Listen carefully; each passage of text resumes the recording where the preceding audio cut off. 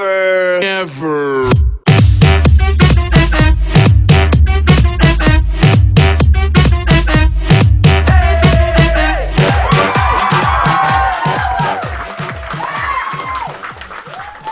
Hey everybody, Dawson here, and we are going to be looking at solving for y in this video.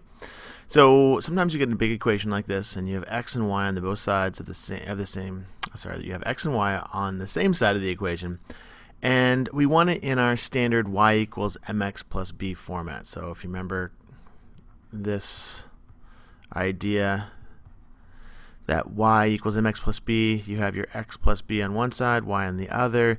This is nice because the m will give us our slope, the b will give us our y-intercept, and it's all in that standard format. You don't get that when it's in standard form, which is with both x and y on the same side of the equation. So let's learn how to solve for y. And really it's going to be the same thing when we're solving an equation. In this particular example, there's a two-step equation that we have here. It's just that we're not going to get down to one number. We're going to get down to a whole expression or a whole equation.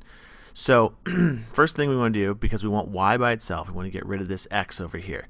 If I have four x's over here and I want to get rid of them, I have to subtract four x's on this side. And whatever I do to one side of the equation, I have to do on the other. And so this cancels out, and I'm left with 2y on this side of the equation. Well, that's nice. Over here, negative 6 minus 4x. There's a problem. You can't subtract x's from whole numbers. And so I can't do anything in terms of putting these together. I cannot combine these like terms. So I have to just write it as negative 4x minus 6. And that's all I can do. So in some ways it's easier. Just looks more complicated. Now the last step, as it usually is if I have a coefficient in front of y, or in front of our variable that I want to get rid of, I have to divide by whatever's in front of it. So 2 divided by 2, it's going to get me 1, and that cancels that out.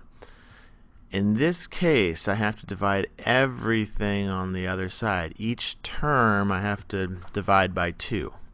Each term on the other side I have to divide by 2. So I'm left with y on this side. Negative 4 divided by 2 is negative 2x. Negative 6 divided by 2 is negative 3.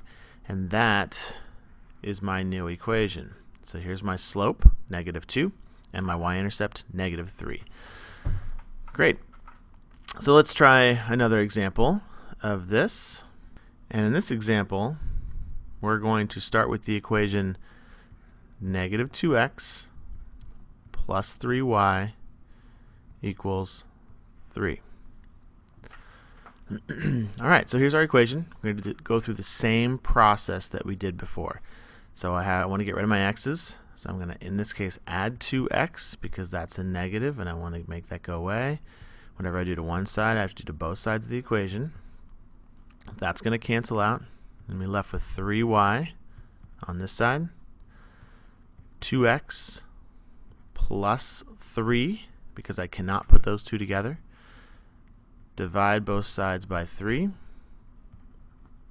Remember, every term has to be divided by 3.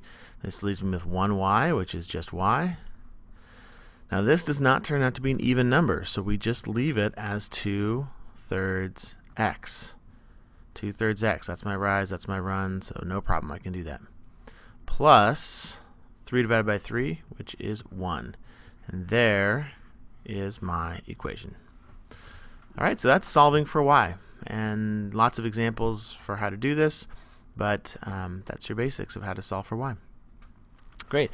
So here's your math joke. I wouldn't let you get away without your math joke.